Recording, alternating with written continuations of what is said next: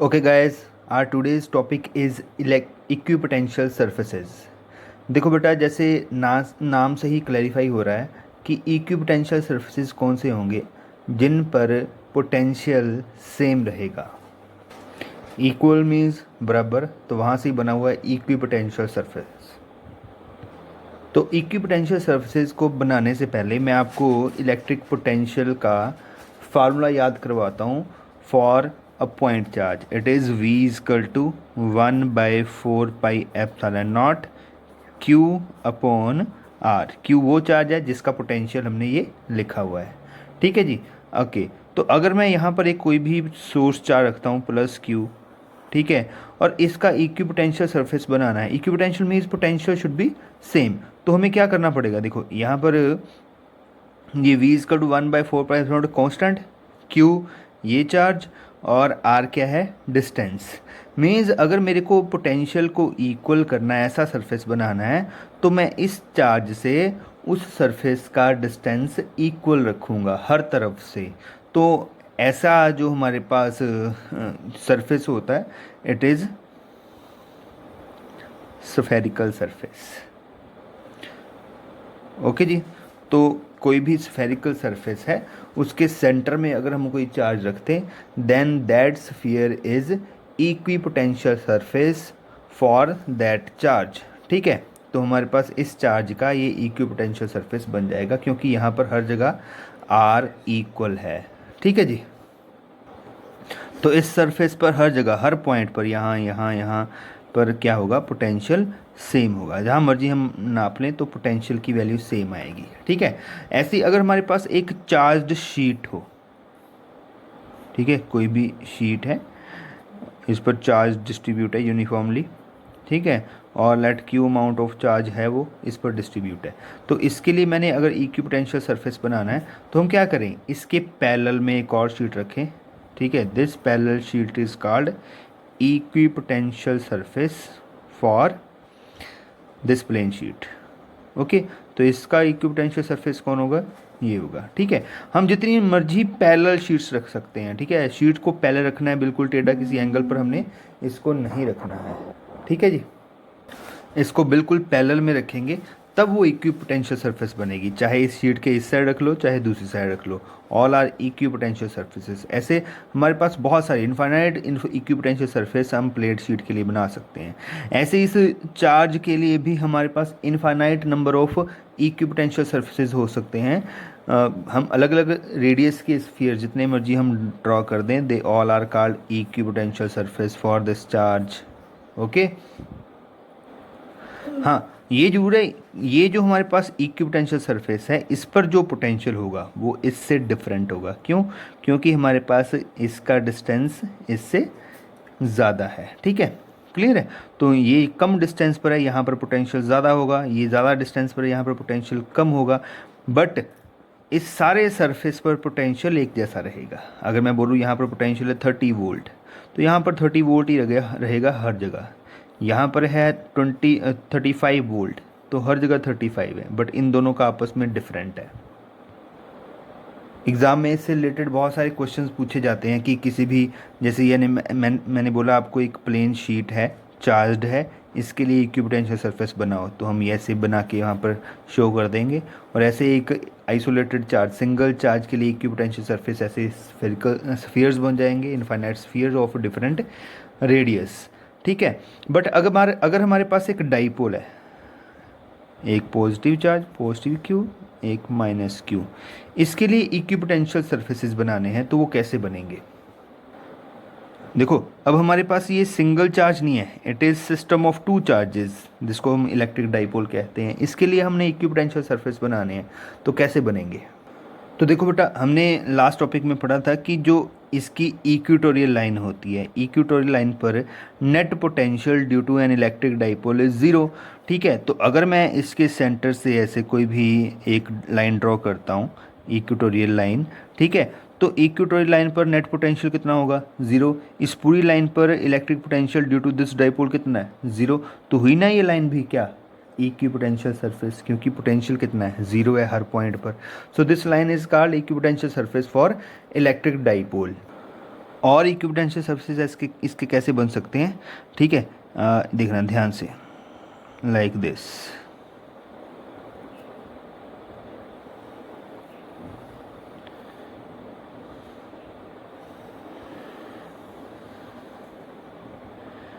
In the same way,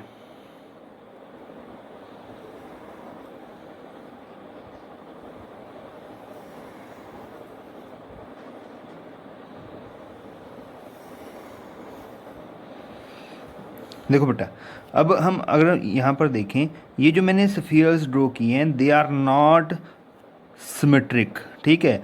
ये जो हमारे पास सेंटर पॉइंट है, सॉरी दिस, ये जो हमारे पास चार्ज है, it is not in the center of all these spheres, so all are not concentric spheres, ठीक है। तो हमारे पास मतलब कॉमन सेंटर नहीं है सभी का, और ये किसी भी स्फीयर के सेंटर में चार्ज नहीं पड़ा हुआ। यहाँ पर हम देखें, अगर दो डाइपोल्स के बीच में देखें, दे आर क्लोजली स्पेस्ड, और यहाँ पर देखें दे आर वाइडली स्पेस्ड, ऐसे हमारे पास इक्विपोटेंशियल सरफेसेस बन रहे हैं, ठीक है। ऐसा क्यों हो रहा है ये मैं आपको समझाता हूँ, ध्यान से समझना है।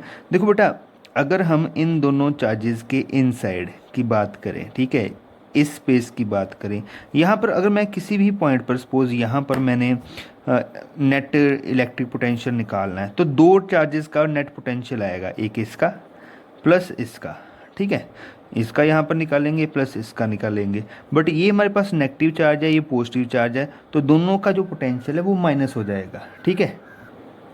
तो नेट पोटेंशियल यहाँ पर या यहाँ पर इधर सारी जगह डिक्रीज़ कर जाता है, कम हो जाता है, ठीक है। ओके, और मैं अगर इसके बिल्कुल यहाँ अपोजिट साइड जाऊँ तो क्या होगा, तो इसका पोटेंशियल यहाँ देखना है मैंने, इसका पोटेंशियल ये बहुत दूर पहुँच गया है, बहुत कम इम्पैक्ट होगा, ज़्यादा इम्पैक्ट इसका होगा, ठीक है।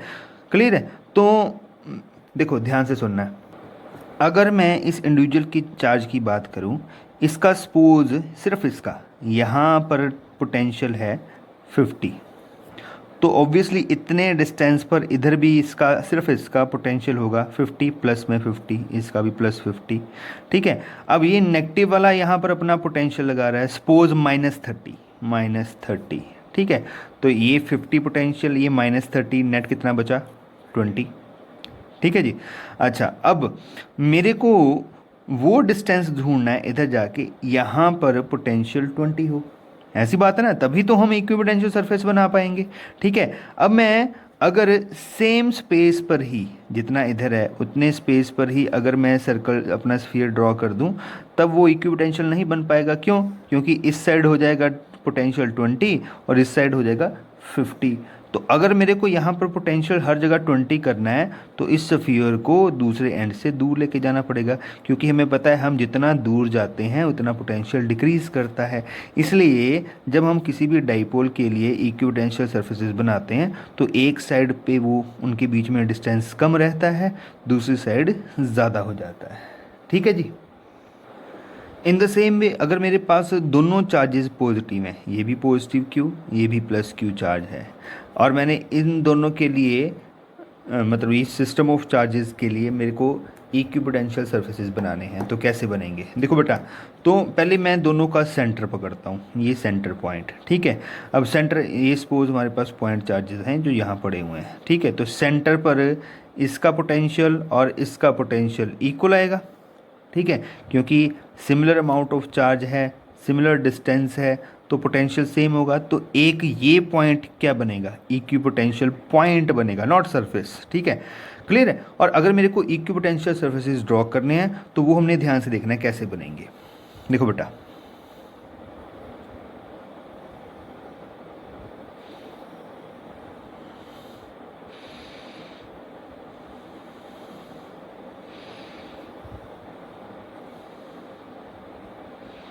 तो ऐसे बनेंगे, ठीक है। और ये यहाँ पर सिर्फ एक पॉइंट पर टच होगा,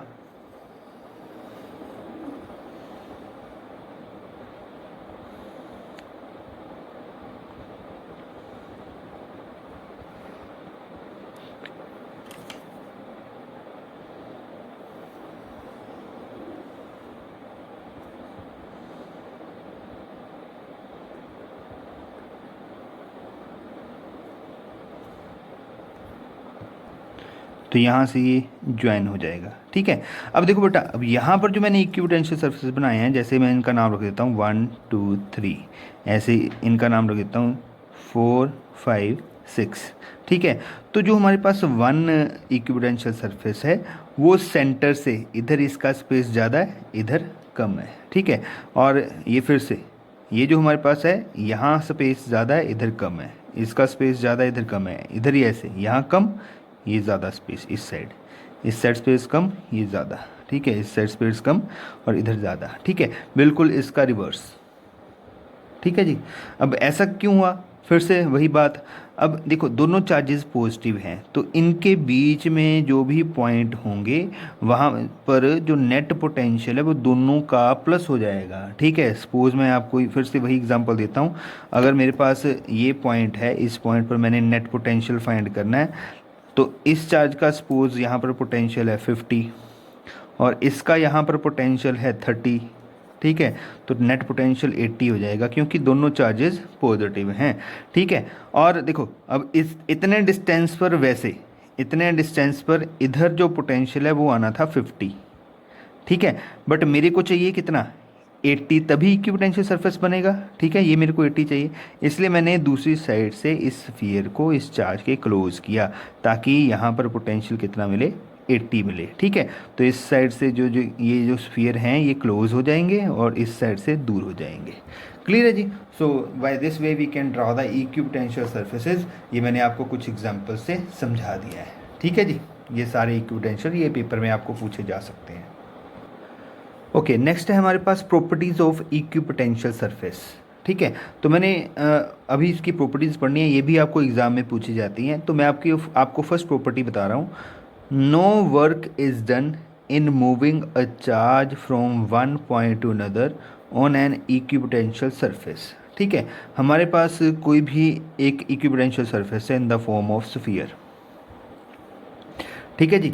और मैं यहाँ पर कोई भी दो पॉइंट कंसिडर कर लेता हूँ। Let this is the point A, this is point B, ठीक है। और मेरे पास कोई भी एक चार्ज है प्लस क्यू, और मेरे को इस चार्ज को पॉइंट ए से बी तक लेके आना है, ठीक है, जैसे मर्जी। और ये जो हमारे पास इक्विपोटेंशियल सरफेस है ये ऑब्वियसली एक चार्ज का होगा जो सेंटर में पड़ा होगा, ठीक है। ये भी हमने समझा, ठीक है। मैं इस चार्ज का नाम कैपिटल क्यू रख देता हूँ। तो मैंने एक चार्ज को यहाँ से उठा के यहाँ पहुँचाना है, तो क्वेश्चन है कि कितना वर्क डन होगा।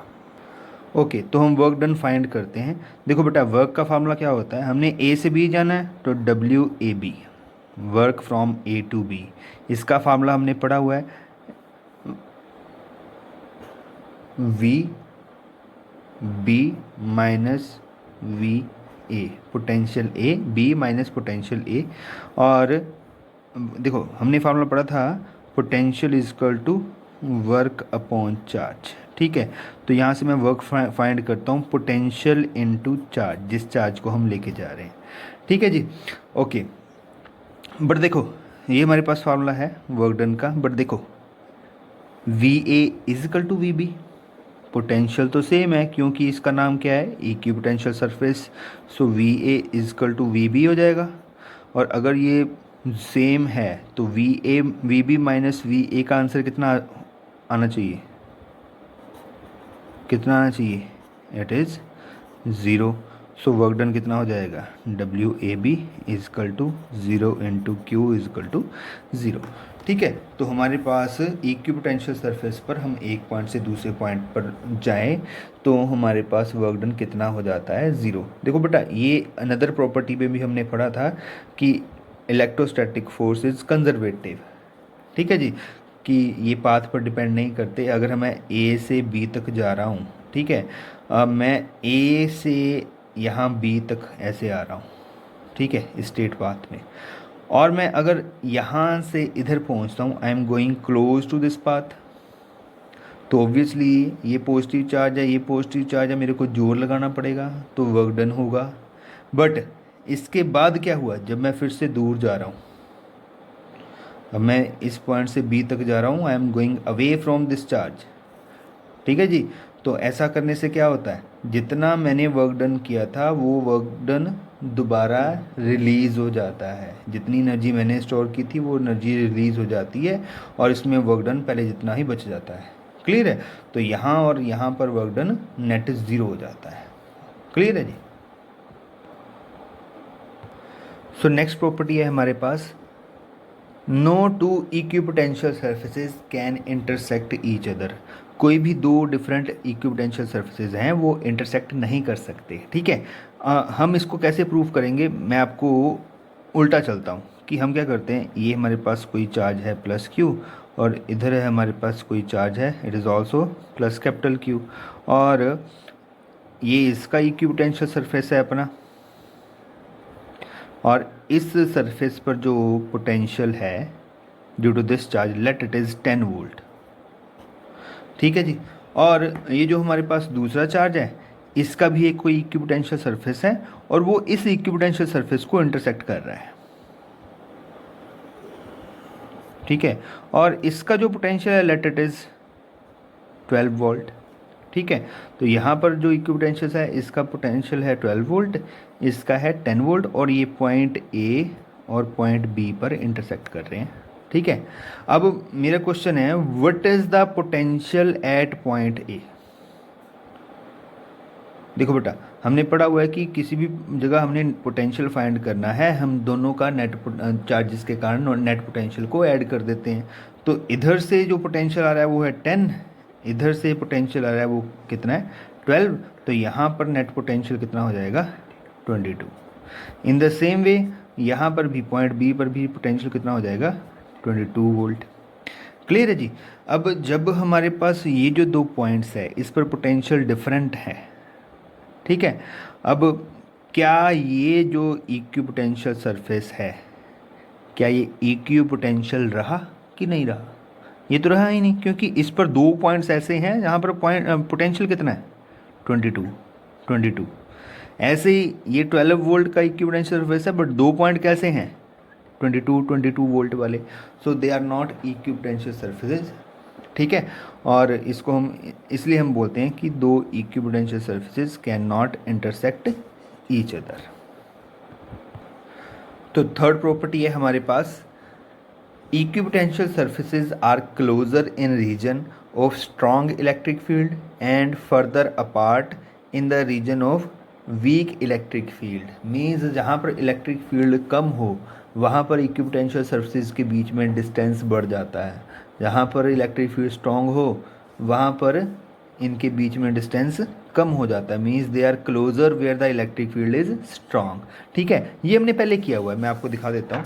देखो बेटा, इसमें हम देख सकते हैं ये हमारे पास एक पॉजिटिव चार्ज है, एक नेगेटिव चार्ज है। हमने इसकी इलेक्ट्रिक फील्ड लाइंस ड्रॉ की थी, यहाँ पर ऐसे बहुत सारी इलेक्ट्रिक फील्ड लाइंस बनती हैं। ठीक है जी, बहुत सारी इलेक्ट्रिक फील्ड लाइंस ऐसे बनती हैं।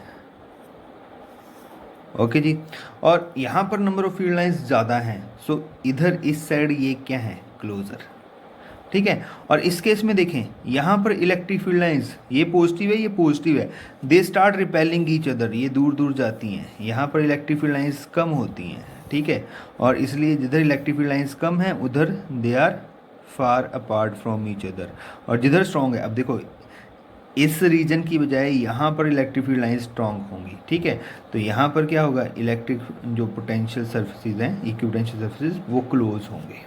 ठीक है जी, सो फोर्थ प्रॉपर्टी है, electric field intensity is always normal to equipotential surface. ठीक है, इस चीज़ को हमने प्रूव करना है कि इलेक्ट्रिक फील्ड इक्विपोटेंशियल सरफेस के हमेशा नॉर्मल रहती है। तो हम क्या करते हैं, उसके लिए पहले एक इक्विपोटेंशियल सरफेस बनाते हैं, किसका, इस पॉइंट चार्ज का। ठीक है, let this equipotential surface and we know it is in the form of sphere. ठीक है, और चार्ज कहाँ होगा, इसके सेंटर में होगा। ठीक है, हम क्या करते हैं, एक कोई भी चार्ज है, ठीक है जी, कुछ भी हम डी क्यू रख लेते हैं। ठीक है, इस चार्ज डी क्यू को हमने ए पॉइंट से बी पॉइंट तक कैसे मूव करवाना है, और ये जो हमारे पास लेंथ है late it is D L. Clear है जी, और हमने देखना है कि इलेक्ट्रोस्टैटिक फोर्स के कारण कितना वर्क डन होता है। ठीक है, और उस वर्क डन का फार्मूला है हमारे पास, हमने स्मॉल वर्क डन निकालना है क्योंकि स्मॉल लेंथ से इसे डिस्प्लेस करवा रहे हैं। तो वर्क डन का फार्मूला होता है force F dot D x, यहाँ पर डी एक्स इतना है, डी एल है। ओके जी, और हम F D L cos theta लिखते हैं, और हमें फोर्स का फॉर्मूला भी पता है,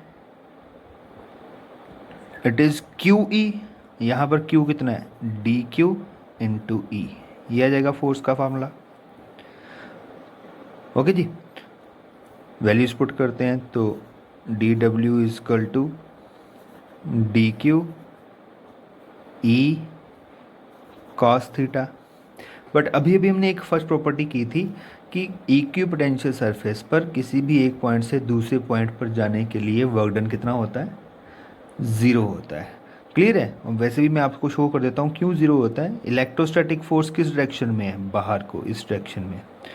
क्लियर है? और हम किस डायरेक्शन में जा रहे हैं, नीचे को, तो एंगल कितना हुआ, 90, कॉस 90 कितना होता है, ज़ीरो। क्लियर है जी? तो वर्क डन कितना होगा, ज़ीरो। तो but D W is equal to zero on equipotential surface. तो हमारे पास D Q E cos theta, मैं यहाँ पर डी एल छोड़ गया है ना, तो यहाँ पर हम लिख देते हैं D L cos theta into D L, ये किसके इक्वल हो जाएगा, ज़ीरो। ये टर्म ज़ीरो हो चुकी है। और डी क्यू को नीचे ले जाएं तो डी क्यू भी ज़ीरो हो जाएगा। So E D L is equal into cos theta is equal to zero.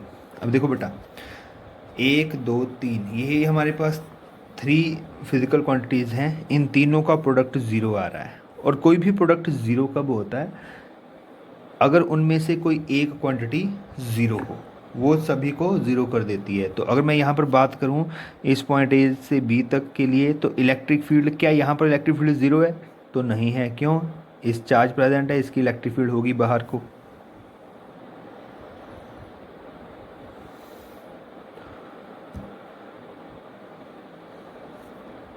ठीक है जी, तो इलेक्ट्रिक फील्ड ज़ीरो नहीं हो सकती। ठीक है जी। और अगर हम डी एल की बात करें, डी एल क्या है, ये डिस्टेंस है ए से बी तक का, ये भी ज़ीरो नहीं हो सकता। तो क्या ज़ीरो हुआ, कॉस थीटा। ठीक है, ये टर्म है, कुछ एंगल ज़ीरो हो सकता है, ये दो फिजिकल क्वांटिटी ज़ीरो नहीं हो सकती। ठीक है, तो हम क्या लिखेंगे, E can not be zero, D L can not be zero, therefore cos theta is equal to, cos theta is equal to zero. और कॉस किस एंगल पर ज़ीरो होता है, एट 90 डिग्री। और ये एंगल किस किस के बीच में है, ई और डी एल के बीच में, उसके साथ ही लगाया था ना हमने कॉस थीटा। तो अगर ई और डी एल के बीच में एंगल 90 डिग्री है, that means E is perpendicular to D L. ठीक है, और डी एल क्या है यहाँ पर, इक्विपोटेंशियल सरफेस का पार्ट। तो इलेक्ट्रिक फील्ड उसके साथ कैसा एंगल बना रही है, 90 degree, so it is perpendicular. तो ये चारों प्रॉपर्टीज़ थी जो हमने पढ़ी, ये आपको एग्ज़ाम में पूछी जा सकती हैं। Thank you.